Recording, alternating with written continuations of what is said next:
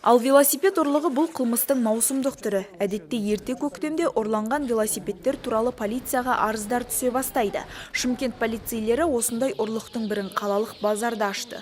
Жоғалған мүлікті іздеуде тәртіп сақшылары аулаларды аралап, тексеріс жұмыстарын жүргізді.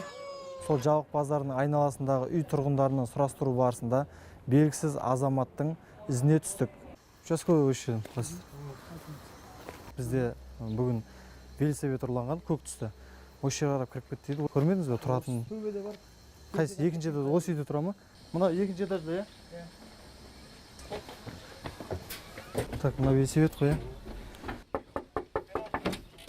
Тәртіп сақшылары ұсталған адамды және велосипедті полиция бөлімшесіне жеткізді. Тексеру барысында күдіктінің еш жерде жұмыс істемейтіні анықталды. Сондай-ақ бұрын сотталғандығы белгілі болды. Продавцу подошел, говорит, почем? Он говорит, 50 тысяч. Я говорю, прокатнусь, проверю, он говорит, да.